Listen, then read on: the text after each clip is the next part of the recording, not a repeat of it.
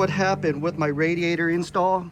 When I tried to put this fan shroud inside of that tight cavity and I shoved it down, this part of it right here ended up pushing this clamp off of the hose.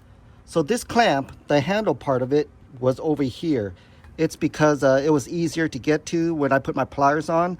So what happened was when I put my fan shroud on here, it pushed this whole entire clamp off of the hose. So nothing was holding this hose, and that's why I was getting leaks. It was transmission oil, it was not radiator coolant that was leaking. I had no idea because it dripped all the way down here and it dripped to the bottom right here, and I thought it was actually the radiator that was leaking. So what I did was I took this clamp, I used a special tool this time I bought from the hardware store, and I moved the handles away. So whenever I put my fan shroud down here, it would not hit anything and push anything off. Okay, see on my handles right here, I moved it into the direction away from the fan shroud, because when that fan shroud goes down into your compartment, it's going to be pushing a lot of things and you're not going to be able to see them.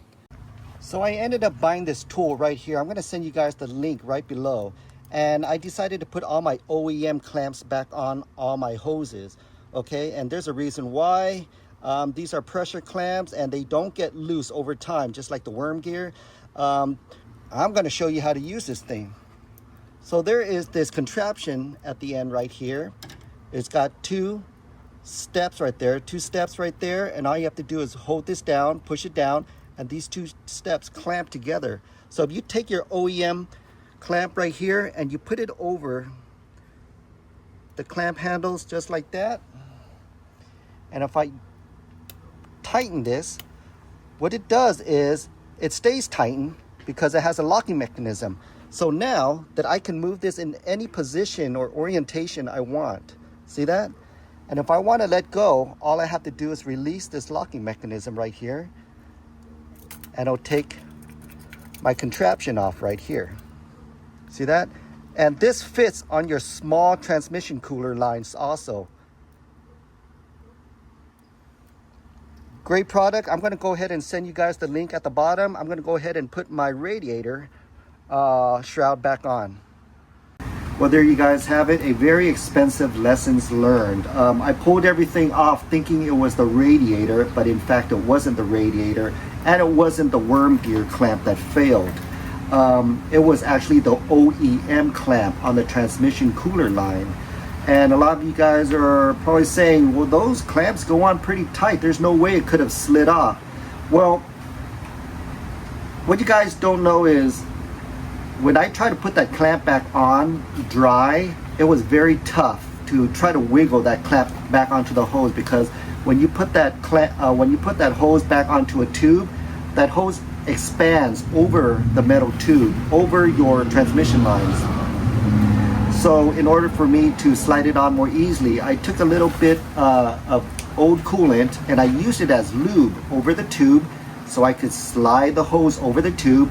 And what I also did was I took a little bit of coolant and I put it over the rubber hose in order for me to slide the OEM clamp on there and manipulate it in order to get in the orientation that I wanted. What I didn't realize was that old coolant was very slippery. So when I shoved the fan shroud down, I had no idea that I pushed that OEM clamp right off the hose. So that hose down there, that transmission cooler hose, was clampless this whole entire time. I thought it was odd that my radiator was full of coolant when I opened up the cap, and my reservoir tank was also at the right level. So I couldn't understand why I was losing coolant, but all of my levels were good. So now I know what it is. Okay, so lesson learned.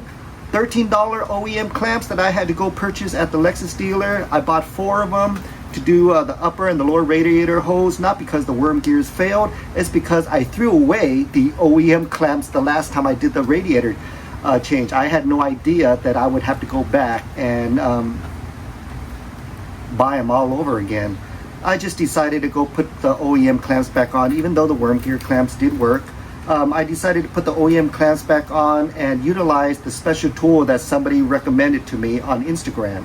Okay, so All the links are below the video. That special tool, holy smokes, made my job so much easier. I'm going to be using that tool a lot in the future, for sure. If you guys are using Lexus OEM clamps. Lexus OEM clamps suck if you use regular pliers, okay? So, from my family to yours, all my lessons learned will always be flowed down to you guys. Peace out. See you at the next video. Ground control to Major Tom. Ground control to Major Tom.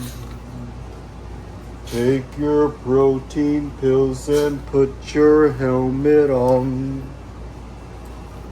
Ground control to Major Tom.